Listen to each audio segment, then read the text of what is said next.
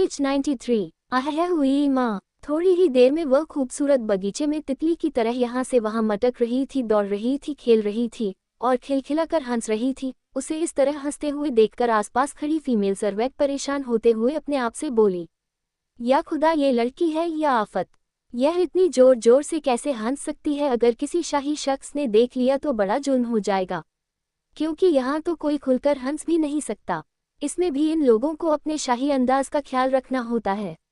यहाँ लोग गुस्से में एक दूसरे पर चिल्ला तो सकते हैं लेकिन जोर से हंस नहीं सकते। ये कहते हुए वह सर्वेंट आपस में ही नाखून चबा रही थी और मरियम उन सभी की फिक्र से अनजान बगीचे में फूलों के आसपास तितलियों को पकड़ते हुए तेजी से घूम रही थी, दौड़ रही थी और अचानक ही वह किसी से जोर से टकराए।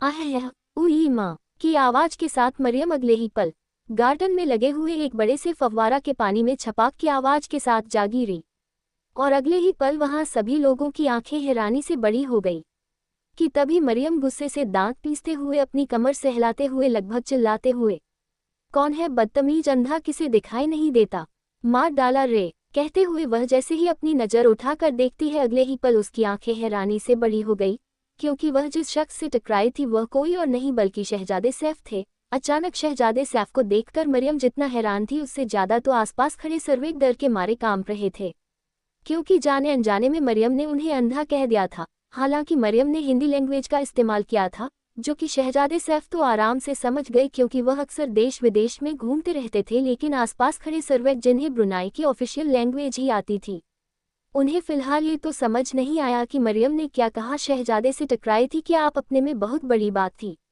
वह लोग घबरा कर अपनी नज़र नीचे कर लेते हैं, उनके बातें से डर के मारे पसीना टपक रहा था। और वही शहजादे सैफ मरियम की मुझे अपने लिए अंधा सुनकर अपनी आंखें हैरानी सी बड़ी करते हुए दांत पीस कर बोले, क्या कहा तुमने गुस्ताख, तुम्हारी हिम्मत भी कैसे हुई हमें अंधा कहने की?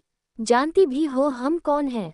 इस सल्तनत के शहजादे हैं हम, अपनी औकात मत भूलो समझी तुम। अंधे हम नहीं तुम हो, तुम देखकर नहीं चल सकती थी क्या? अपने आप को पंछी समझती हो जो इस गार्डन में उड़ने की कोशिश कर रही थी, या फिर तितलियों की दूर की रिश्तेदार हो? इंसान होकर बंदरों की तरह उछालना कहाँ की शराफत है? अदब और तहजीब की सीख नहीं है तुम्हें? पता नहीं कहाँ कहाँ से आ जाते हैं, इडियट। और शहजादे सैफ के मुंह से इतनी भारी भरकम शब्दों को सुनकर मरियम, जिसे पहले तो अपनी किए पर थोड़ी घबराहट हो रही थी, लेकिन अगले ही पल वह मुंह बनाते हुए अपनी कमर पर हाथ रखकर शहजादे सैफ की आंखों में आंखें डालकर दांत पीसकर बोली, अरे वाह जी, वह उल्टा चोर कोतवाल को डांटे। माना कि हम अंधे थे और हमने देखकर नहीं चला, लेकिन कम से कम आप तो देखकर चल सकते थे, आपकी तो आंखें दुरुस्त थी ना? या आप भी अपनी आंखें बादाम वाले को बेच आए और आप हमें परिंदा होने का ताना मार रहे हैं? अरे हम गार्डन में थे, गार्डन में हम खेलेंगे कूदेंगे, मस्ती नहीं करेंगे तो क्या भूत बनकर खड़े रहेंगे? तितलियों से ना तो हमारा कोई रिश्ता है और नहीं परिंदों से, लेकिन हमारा इस खूबसूरत नेचर से रिश्ता है। कश्मीर के हैं हम, हिंदुस्तान की जन्नत कहलाता है वह। तो बस यहाँ के खूबसूरत नज़ारे देखकर हमें हमारे मुल्क की याद आ गई, तो थोड़ा सा खेल ही लिया तो क्या हो गया, कौन सा पहाड़ टूट पड़ा? आप तो हमें ऐसे सुन रहे हैं जैसे हम आपसे नहीं बल्कि ताजमहल से टकरा गए हैं। माना कि आप शहजादे हैं, लेकिन इतना गुरूर किस बात का जी? इंसान तो आप भी हैं और हम भी। हाँ, आपके पास थोड़ी ज़्यादा पैसे हैं, हमारे पास नहीं है, लेकिन एक बात हम आपको बता देते हैं, आप शहजादे हैं, ये चॉइस आपकी नहीं थी। खुदा ने आपको शहजाद और हमें आम इंसान बनाया, लेकिन सच कही तो हम भी अपने दिल की शहजादी हैं। हमारे कश्मीर में तो हमें जहाँ दिल करता था वहाँ घूमते थे, खूब मस्ती करते थे। आप शहजादे होकर ऐसा कर सकते हैं क्या? हम अपनी मर्जी के कपड़े पहन सकते हैं, अपनी मर्जी का खाना खा सकते हैं, उछल सकते हैं, कूद सकते हैं, खिलखिलाकर हंस सकते हैं और तकलीफ होने पर जोर जोर से रो सकते हैं। जरा बताएं, आप ऐसा कर सकते हैं क्या? बड़ी ही मासूमियत से अपना ठेंगा दिखाते हुए, नहीं कर सकते, नहीं कर सकते, वरना आपकी जो इतनी बड़ी शान है वह छोटी सी हो जाएगी। अब शहजादे हैं लेकिन आज़ादी से जी नहीं सकते, और इस हिसाब से सच तो यह है कि आप शहजादे होकर भी गुलाम हैं और हम आज़ाद हिंदुस्तान के आज़ाद नागरिक हैं। कहते हुए मरियम अचानक ही अपनी जगह से उठकर खड़ी हुई और उसके ऐसा करते ही अचानक ही पानी में लगे हुए सभी कमल के फूल और लिली उसके सर और कंधों पर अटक गए। वह मुस्कुराते हुए पानी से निकलने ही वाली थी कि तभी शहजादे सैफ को उसकी सच्ची बातें भी बहुत कड़वी लग रही थी। उन्होंने अचानक की गुस्से से दांत पीसते अपने कदम मरियम की तरफ बढ़े और एक झटके में उसके कंधे को पकड़कर उसे लगभग झकझोरते हुए कहा, हाउ डेयर यू, तुम्हारी इतनी हिम्मत कि तुम हमसे जुबान लड़ाओ।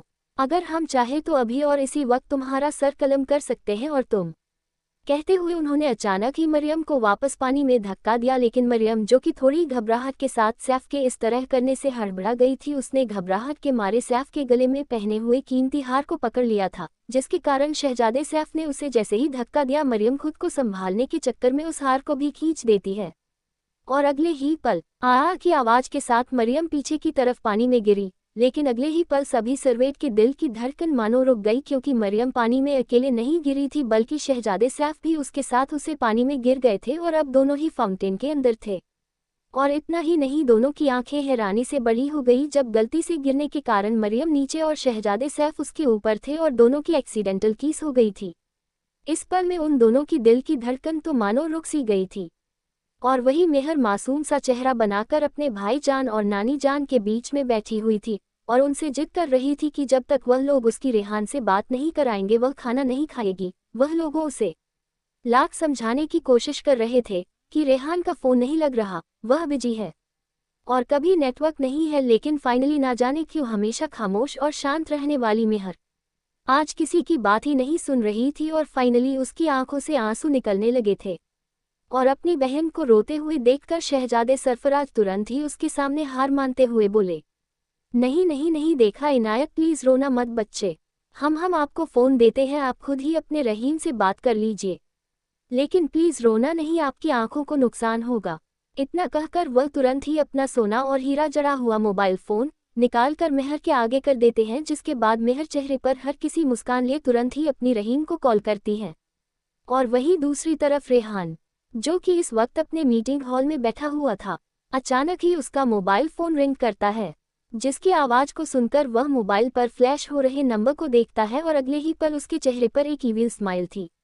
वह अब अचानक ही अपनी जगह से उठकर खड़ा होते हुए तेज कदमों के साथ बाहर जाते हुए बोला, मीटिंग इज ओवर। अचानक रेहान के मीटिंग ब्रेक करने के बाद सभी बिजनेसमैन और पार्टनर हैरानी से रेहान की तरफ देखने लगे, लेकिन अब रेहान के सामने किसी की भी कुछ भी कहने की हिम्मत नहीं थी। वही अली मीटिंग के बाकी के काम निपटाने लगा और अब रेहान मोबाइल पर रिंग हो रहे नंबर को अपनी गहरी नहीं आंखों से देख रहा था, लेकिन वह अपने केबिन में आकर अगले ही पल अपना मोबाइल टेबल पर रख देता है और उसे बिना रिसीव किया अपनी आंखें बंद कर अपनी कुर्सी के ऊपर एक पैर के ऊपर दूसरा पैर रखे सर को हेड रेस्ट की सारी टिककर कुर्सी को धीरे धीरे हिलाने लगा। वह अपनी बंद आंखों के सामने मासूम मेहर का मासूम और खूबसूरत सा चेहरा याद करते हुए ठंडी आवाज में बोला, फाइनली लिटिल रैबिट। वह यूं ही खामोशी से मोबाइल फोन रिंग होने देता है। इस वक्त उसके चेहरे पर कोई भी एक्सप्रेशन नहीं थे, ना जाने उसके दिमाग में क्या चल रहा था। वहीं दूसरी तरफ मेहर, जो कि फोन कॉल लगाकर परेशान हो रही थी, कॉल अपने आप ही खत्म हो गई और अब वह मायूसी से एक बार फिर नंबर को डायल करती है।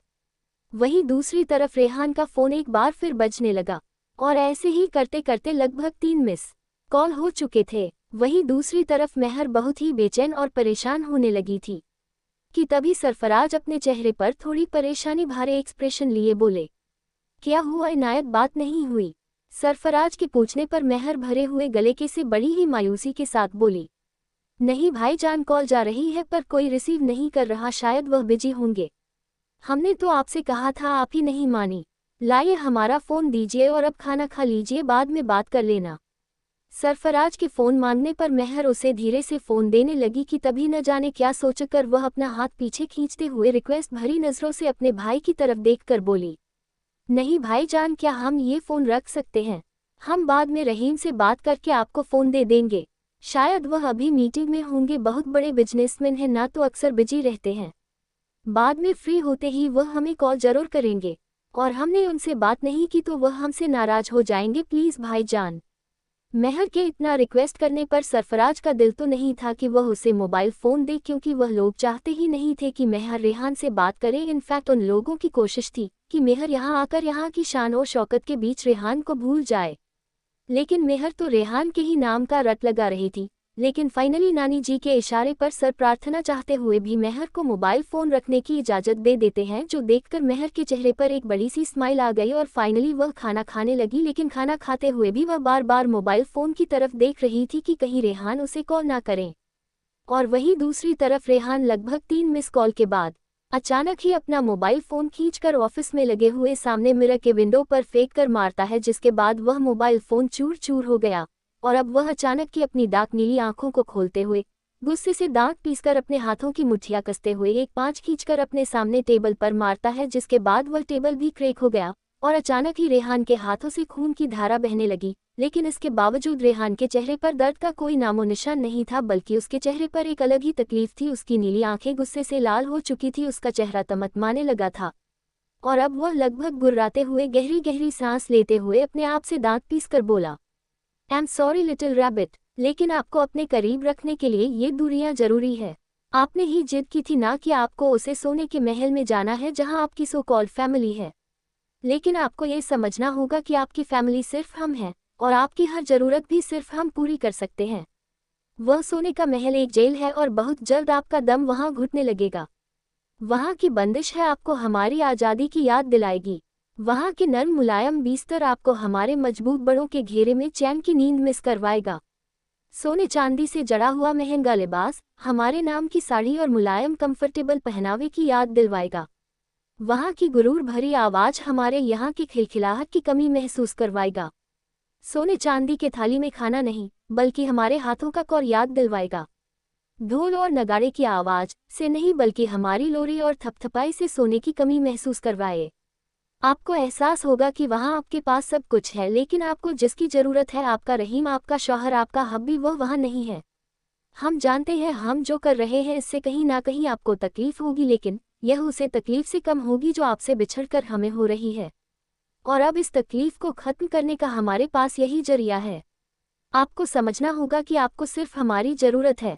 आपको तो हमारी बाहों में आना ही है, लेकिन हमारे तरीके से। आपका खानदान चाहे कितना भी जोर क्यों न लगा ले, वह आपको हमसे दूर नहीं कर सकता। और हमारा सबसे बड़ा मकसद जिसके लिए हमने आपको वहां भेजा है, वह भी तो पूरा करना है। कहते हुए रेहान के चेहरे पर एक इविल स्माइल थी। न जाने उसकी आंखों में क्या था। वह बड़े ही सनकी तरीके से अपने हाथों से बह रहे खून को देखते हुए दूसरे हाथ से अपने गले को काफी अजीब तरीके से मिलता है। वहीं दूसरी तरफ रात को शाही दावत का इंतजाम हो चुका था।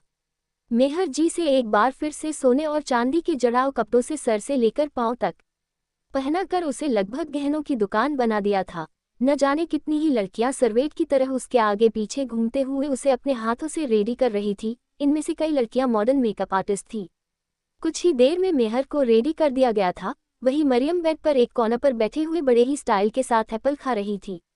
उसे तो इन सब चीजों से कोई मतलब नहीं था, उल्टा वह मेहर को ऊपर से नीचे तक गहने से लगी हुई देखकर मुंह बनाते हुए दिल ही दिल में बेचारी के लिए परेशान हो रही थी, क्योंकि मेहर को यहाँ इंसान काम और शोपीस ज्यादा बनाया गया था। मरियम मायूस नजरों से मेहर को ऊपर से नीचे तक देखते हुए दिल ही दिल में अपने आप से बोली, या खुदा, शहजादियों की जिंदगी ऐसी होती है। शुक्र है हम कहीं की शहजादी नहीं बल्कि सिर्फ मरियम है, वरना हमें भी ऐसे गुड़िया की तरह सजाकर इधर उधर शीशे में भरकर नुमाइश के लिए खड़ा कर दिया जाता। कहते हुए वह एक ठंडी सांस लेती है और अगले ही पल मेहर की भाभी जान मुस्कान एक साइड होते हुए वह जाकर मेहर से बोली, इनायत आप रेडी हैं ना? माशाल्लाह बहुत ही खूबसूरत और प्यारी लग रही है, किसी की नज़र ना लगे। कहकर उन्होंने अपनी आंखों से काजल निकालकर मेहर के कान के पीछे लगाया और उसका हाथ पकड़ते हुए कहा, इनायत सभी शाही मेहमान आ चुके हैं और आपको शहंशाह नीचे बुला रहे हैं। लोग अपनी पलकें बिछाए आपके इस्तकबाल के लिए खड़े हैं, चलिए हमारे साथ। इतना कहकर मेहर की भाभी जान उसे अपने साथ ले जाने लगी। सभी लड़कियां भी मेहर को तैयार करके वहां से जा चुकी थी कि तभी मेहर की भाभी जान मुस्कान को उनकी बहन अलीना किसी काम से बुलाती है और मुस्कान मेहर को 2 मिनट वेट करने का कहकर वहां से निकल गई कि तभी मेहर की नज़र बेड पर बैठी हुई मरियम के होठों की तरफ गई, जो कि सूजकर मोटे मोटे हो गए थे, और उसे देखकर मेहर थोड़ा हैरान और कंफ्यूज होते हुए बोली, अरे मरियम, ये तुम्हारे होठों को क्या हुआ? अचानक मेहर के इस सवाल पर मरियम की सांस ही अटक गई और उसकी आंखें हैरानी से बड़ी हो गई। उसके हाथ में रखा हुआ एप्पल तुरंत ही फ्लोर पर गिर गया। 94 मेहर के लिए शादी का रिश्ता। इनायत सभी शाही मेहमान आ चुके हैं और आपको शहंशाह नीचे बुला रहे हैं। लोग अपनी पलकें बिछाए आपके इस्तकबाल के लिए खड़े हैं, चलिए हमारे साथ। इतना कहकर मेहर की भाभी जान उसे अपने साथ ले जाने लगी। सभी लड़कियां भी मेहर को तैयार करके वहां से जा चुकी थी कि तभी मेहर की भाभी जान मुस्कान को उनकी बहन अलीना किसी काम से बुलाती हैं और मुस्कान मेहर को 2 मिनट वेट करने का कहकर वहां से निकल गई कि तभी मेहर की नज़र बेड पर बैठी हुई मरियम के होठों की तरफ गई जो कि सूजकर मोटे मोटे हो गए थे, और उसे देखकर मेहर थोड़ा हैरान और कंफ्यूज होते हुए बोली, अरे मरियम, ये तुम्हारे होठों को क्या हुआ? अचानक मेहर के इस सवाल पर मरियम की सांस ही अटक गई और उसकी आंखें हैरानी से बड़ी हो गई। उसके हाथ में रखा हुआ एप्पल तुरंत ही फ्लोर पर गिर गया और अब वह तुरंत ही अपने होठों पर अपनी उंगली रखते हुए अपनी नज़र चुराकर इधर उधर देखते हुए अपना सलाइवा गटक कर मेहर से बोली, वो कुछ नहीं, वह हम बाहर गार्डन में खेल रहे थे ना, तो गलती से एक भंवरे ने काट लिया। कमीना, समझता क्या है अपने आप को? उसने हमारा मुंह झूठा किया। वह जानता नहीं था कौन है हम, मरियम खान नाम है हमारा, इसीलिए हम भी कम नहीं थे, हमने भी उसे अच्छे से मसल कर रख दिया। अब जिंदगी भर याद रखेगा उसका भी किससे पाला पड़ा था। हुआ बड़ा आया हमें काटने वाला।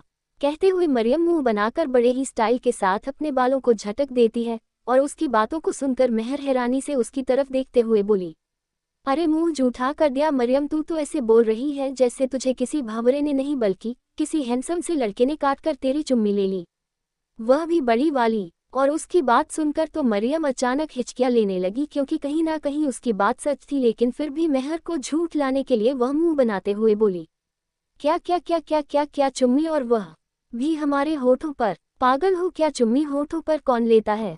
चुम्मी तो गाल पर होती है, जैसे अम्मी करती है हमारी।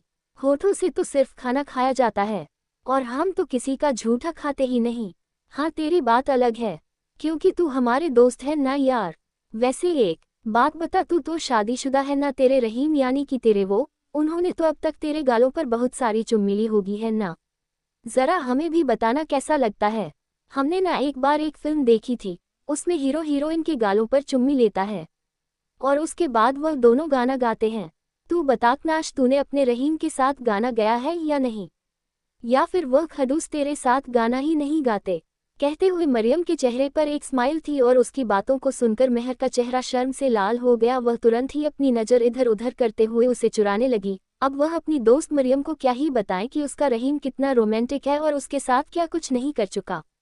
मरियम, जो कि अभी तक अखंड सिंगल थी और हमेशा से गर्ल्स स्कूल में पढ़ी हुई, उसे तो रोमांस का आर भी नहीं आता था। और सिर्फ वही नहीं, बल्कि उसने अपनी किसी भी सहेली को किसी को भी डेट करते हुए नहीं देखा था।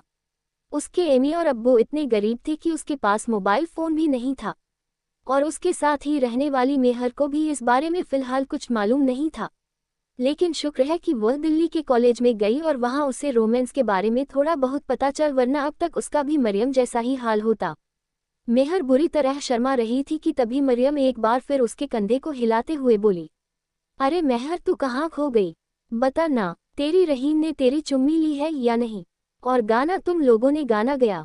फिर मरियम का ध्यान मेहर के पेट की तरफ गया और वह मुंह बनाते हुए बोली, वैसे तेरा पेट देखकर तो लगता नहीं कि तेरे रहीम ने तेरी चुम्मी ली होगी, वरना सकीना बाजी की तरह तेरे पेट में भी छोटी सी मेहर या फिर रहीम जरूर होते, वही जिसे चुम्मी लेने के बाद फरिश्ते लाकर देते हैं ना, और फिर तू अम्मी जान बन जाती और मैं खाला। बता ना मेहर, तुम लोग चुम्मी कब लोगे? मुझे भी खाला बनकर तेरे बच्चों को खिलाने का बड़ा दिल कर रहा है। ओ मैं भी कितनी बेवकूफ़ हूँ, तुम लोग चुम्मी कब लोगे ना? जब एक दूसरे के पास रहोगे। तो फिर तुम ये बात कि तू अपने रहीम के पास कब जाएगी? कहते हुए मरियम उसे बार बार परेशान कर रही थी और मासूम सा चेहरा बना रही थी, और उसकी बातों को सुनकर मेहर अपनी आंखें फाड़े उसे देख रही थी। वह तुरंत ही उसके सर पर हाथ मारते हुए मुंह बनाकर बोली, अरे मरियम की बच्ची, तुझे किसने कहा कि निकाह के बाद चुम्मी लेने से फरिश्ते बच्चे देते हैं? स्कूल में यही पढ़ा था क्या? और यह सुनकर मरियम मासूम सा चेहरा बनाते हुए बोली, अरे इतनी सी चीज़ के लिए पढ़ने वाली कौन सी बात है? वह तो मुझे सकीना बाजी ने बता दिया था कि शादी के बाद जब शौहर अपनी बेगम को प्यार करता है, उसको चुम्मी लेता है तो फरिश्ते जाकर बच्चे देते हैं। मेरी अम्मी जान भी यही कहती थी, वरना तुम ही बताओ, मेरी अम्मी जान तो पढ़ी लिखी नहीं है, लेकिन उनके पास तो इतने सारे बच्चे हैं, पूरे 5 बच्चे हैं मुझे मिलाकर। तो दिए ना फरिश्तों ने बच्चे, क्योंकि मेरी अम्मी जान रोज इबादत करती थी और अब्बू जान से बहुत सारा प्यार। इतना कहकर मरियम फ्रूट बास्केट से एक बार फिर बनाना निकाल कर खाने लगे, और उसकी बात को सुनकर मेहर, जिसे फिलहाल ह्यूमन रिप्रोडक्टिव सिस्टम के बारे में थोड़ी थोड़ी नॉलेज थी, एक ठंडी सांस लेकर अपना माथा पीट लेती है और अपने आप से बोलती है, या अल्लाह, मैं क्या करूं इस लड़की का। कितनी बार कहा इस क्लासरूम में पढ़ाई के टाइम पर सोया ना करें, लेकिन यह है कि बैंक बेंच पर जाकर सो जाया करती थी। और इसकी किस्मत भी तो देखो, जब एक हफ्ते तक टीचर ने इस टॉपिक पर पाया तो इसे चिकन पॉक्स हो गया था, तो पढ़ाई से भी छुट्टी। काश थोड़ा सा पढ़ाई कर लेती तो आज ये बेवकूफ़ों वाली बात नहीं करती। अब इसे कौन समझाए कि ह्यूमन रिप्रोडक्टिव सिस्टम वाली भी कोई पनौती होती है। इतना कहकर मेहर अपने आप में ही परेशान हो रही थी, क्योंकि उसकी दोस्त सचमुच बहुत मासूम थी। दरअसल मरियम मेहर की तरह पढ़ने में बहुत तेज नहीं थी। वह बड़ी मुश्किल से ही क्लास पास करती थी। उसे अगर बैकबेंचर्स कहा जाए तो गलत नहीं होता। क्लास में भी वह टीचर की नज़र बचाकर सो जाती थी और मेहर ही दोस्ती के नाते उसका होमवर्क किया करती थी, क्योंकि वह नहीं चाहती थी कि मरियम फेल हो। वही मरियम मस्ती से केले खाते हुए मेहर के पूरे कमरे को देख रही थी। तभी अचानक ही मेहर का फ़ोन बजने लगा। मेहर, जिसने अपने हाथ में रखे हुए एक पर्स में मोबाइल रखा हुआ था, निकाल कर वह स्क्रीन पर फ्लैश हो रहे नंबर को जैसे ही देखती है, अगले ही पल उसकी आंखें हैरानी से बड़ी हो गई और उसके मुंह से एक्साइटमेंट बड़ा शब्द निकला, रहीम। वह तुरंत ही एक कोना पर जाकर अपना मोबाइल फ़ोन रिसीव करती है और रेहान से बात करने लगती है। मेहर के चेहरे पर स्माइल देखकर मरियम ही मुस्कुरा रही थी। हेलो रहीम, कैसे हैं आप? और यह सुनकर रेहान की भौहें चढ़ चुकी थी। क्या कहा आपने लिटिल रैबिट, ज़रा फिर से कहिए। और यह सुनकर मेहर को अपनी गलती का एहसास हुआ। वह अपने शब्दों को संभालते हुए एक बार फिर बोली, हमारा मतलब हब्बी। कैसे हैं आप? हम ठीक हैं मेरी जान, आप कैसी हैं? आप अपनी मेडिसिन और थेरेपी टाइम से तो ले रही हैं ना? और वहाँ ब्रुनाई में आपको कोई तकलीफ तो नहीं हो रही? और यह सुनकर मेहर चेहरे पर हल्की सी स्माइल लिए सर हिलाते हुए बोली, नहीं, हमें यहाँ कोई तकलीफ नहीं है। हम थेरेपी और मेडिसिन भी टाइम पर ले रहे हैं और खाना भी अच्छे से खा रहे हैं। और आप कैसे हैं दादा जान, खाला जान, साहिल भाई जान, सब ठीक तो है ना? आपको पता है आप लोगों की हमें कितनी याद आ रही है। काश आप भी हमारे साथ यहाँ होते। आपको पता है आपके बिना हमारा दिल नहीं लग रहा। और यह सुनकर रेहान के चेहरे पर एक तिरछी स्माइल आ गई। उसने यूं ही मोबाइल फ़ोन अपने कानों के पास लगाए हुए डीप वॉइस में कहा, तो फिर आ जाए ना हमारे पास। आप ही ने तो जिद की थी कि आपको अपनी फैमिली के पास जाना है। तो अब क्या हुआ? उद्धरण चिन्ह डॉट। हाँ, फैमिली के पास जाना था, लेकिन आपके साथ। हब्बी, आप यहाँ कब आएंगे? अगर आप कहें तो अभी आ जाएं। सोच लीजिए, अगर हम आए तो आपको एक बार फिर अपने साथ ले आएंगे। और इस बार खुद से दूर नहीं जाने देंगे, क्योंकि हमें भी अपने लिटिल रैबिट के बिना चैन नहीं मिल रहा। और हमारे कप के उसे टेस्ट किए बिना भी तो न जाने कितने घंटे बीत गए हैं। और रेहान के लास्ट शब्दों को सुनकर मेहर का चेहरा शर्म से लाल होने लगा था। उसकी आंखें शर्म से झुक गई और गाल गुलाबी हो गए थे, क्योंकि यह रेहान का कोड वर्ड था। उसे रेहान की एक शरारत भरी बात याद आने लगी थी। जब रेहान पहली बार उसकी करीब आया था, वह उसके उबरे को अपने हाथों में मसलते हुए उसे काफ़ी तेजी से शक करते हुए और उनके साथ खेलते हुए मेहर से बोला था कि यह उसके कपकेक है और उसका चोको चिप उसका फेवरेट फ्लेवर है, जिसे वह हर रोज खाना चाहता है। इन बातों को याद करके उसकी आंखें अपने आप ही बंद हो गई थी। उसके माथे से पसीना बहने लगा था। वह खुद ही अपने निचले होठों को दांतों से काटने लगी थी। और वहीं दूसरी तरफ रेहान उसकी इन हरकतों को अपनी आंखें बंद करते हुए महसूस कर रहा था। उसने अपनी डीप वॉइस में मेहर से कहा, खबरदार लिटिल रैबिट, उन्हें खाने का हक सिर्फ हमें है, क्योंकि उन पर सिर्फ हमारा हक है। अगर आपको काटना ही है तो बस एक बार पुकारिए हमें, हम आपकी चीज़ों को लेकर आपके पास हाजिर हो जाएंगे। और यह सुनकर महर अचानक की अपनी आंखें खोल लेती है और पूरी तरह हड़बड़ा गई। न जाने कैसे रेहान को समझ में आ रहा था कि वह अपने होठों को काट रही है। वह अपनी लड़खड़ाते हुए शब्दों में बोली, अब आपको कैसे पता कि हम अपने हाथों से पाला है आपको? आपकी रग रग से वाकिफ है, हम आपकी सांसों को भी पहचान सकते हैं। खैर, ये बताए आप हमें कितना याद करती हैं? महर शर्माते हुए धीरे से बोली, अगर हम ये कहें कि हमें आपकी बहुत। और इससे पहले कि मेहर आगे कुछ कहती, अचानक ही मेहर की भाभी जान उसके कंधे पर हाथ रखते हुए बोली, शहजादी इनायत, आप यहाँ क्या कर रही हैं? अरे जल्दी चलिए, आपको नीचे बुलाया जा रहा है। शहंशाह हम पर बहुत नाराज हो रहे हैं। जी की भाभी जान, हम अभी आए। इतना कहकर मेहर जल्दी से रेहान से बोली, रहीम, हम आपसे बाद में बात करते हैं, वह नीचे पार्टी है, बाबा जानी हमें बुला रहे हैं। इतना कहकर वह अपनी कॉल डिस्कनेक्ट कर देती है। वहीं मेहर के अचानक कॉल रखने पर रेहान के चेहरे के एक्सप्रेशन डार्क होने लगे थे। उसके हाथों की मुठियां कस गई थी और वह गुस्से से दांत पीसते हुए अपने आप से बोला, नहीं लिटिल रैबिट, आपके लिए हमसे ज़्यादा ज़रूरी कुछ नहीं हो सकता। आपको समझ नहीं होगी हमारी अहमियत को बहुत जल्द, बहुत जल्द। इतना कहकर उसके चेहरे पर एक तिरछी मुस्कान थी। वही महर जब नीचे हॉल में आए वहां उसका शाही स्वागत हुआ था। शाही खानदान के रूल के मुताबिक शहजादी ने एक बार फिर शाही लिबास के साथ चेहरे पर नकाब पहन रखा था और वह सबको आदाब करते हुए मिल रही थी क्योंकि वहां कई रईस घराने के लोग थे। शहनशाह मेहर को अपने पास बुलाकर ऑडियंस के सामने उसे अपनी बेटी अनाउंस करते हैं। सभी शहजादी के लिए बहुत खुश थे। तालियां की गड़गड़ाहट से वह पूरा पैलेस गूंज उठा था। वहां कई सही रसूख के लोग भी आए थे, बड़े बड़े बिजनेसमैन, पॉलिटिशियन और लीडर, सभी शहजादी के चेहरे को देखने के लिए बेताब से। हालांकि शहजादी के चेहरे को ढका गया था, लेकिन उसकी खूबसूरत हरी आंखें, दूध जैसा गोरा रंग, पतली कप काठी और खूबसूरत फिगर देखकर ही हर कोई अंदाजा लगा सकता था कि शहजादी बहुत ही ज्यादा खूबसूरत है। और अभी शाही खानदान से रिश्ता जोड़ने के लिए कई लड़के बेताब हो चुके थे शहजादी को अप्रोच करने के लिए। यहाँ एक से बढ़कर एक हैंडसम लड़के आए हुए थे जो कि सिर्फ इसी तक में थे कि किसी तरह शहजादी के साथ उन्हें डांस करने का या खाना खाने का मौका मिल जाए। हालांकि शहजादी अभी शहंशाह के बगल में खड़ी थी और सभी लोगों को देख रही थी। बाकी लोग उससे फिलहाल थोड़ी दूरी पर थे क्योंकि शाही रसूख के मुताबिक यहाँ औरतों को छुआ नहीं जा सकता था। और तो कुछ होने कहा सिर्फ सगे भाई, बाप और शौहर को ही था, या फिर मंगेतर जिसके साथ शादी तय की गई हो। अब खाना खाने के लिए सभी लोग डाइनिंग टेबल पर बैठे। अब चैंपियन की बोतल खोली जा रही थी। कुछ फैशनेबल ड्रेस पहनी हुई फीमेल वेट्स, गुलाम और सर्वेट आओ भगत में लग चुके थे। खाना खाते हुए भी सभी लड़कों की नज़र सिर्फ शहजादी पर थी। सभी उसे एक नज़र देखना चाहते थे, लेकिन वह जिसे फिलहाल इन चीज़ों में कोई इंटरेस्ट नहीं था, वह अपनी नज़र झुकाकर अपने बाबा जानी के पास बैठी हुई थी।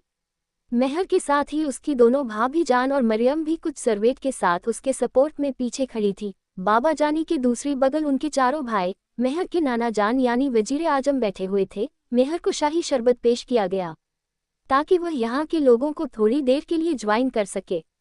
मेहर को पहले ही बता दिया गया था कि उसे यहाँ किस तरह ज्वाइन करना है। उसकी भाभी जान उसे सब समझा दिया था। महर अपना नकाब हल्का सा हटाकर धीरे से शाही शरबत की 2 बूंद पीती है और तुरंत ही अपना चेहरा छुपा लेती है, लेकिन आसपास के लोग उसका चेहरा ठीक से देखा नहीं पाए। इस दौरान सभी लड़कों की दिल की धड़कन रुकी हुई थी, काश एक झलक दिख जाए। मेहर को भी यहाँ रहना अच्छा नहीं लग रहा था क्योंकि सभी लोग उसे अजीब नज़रों से देख रहे थे।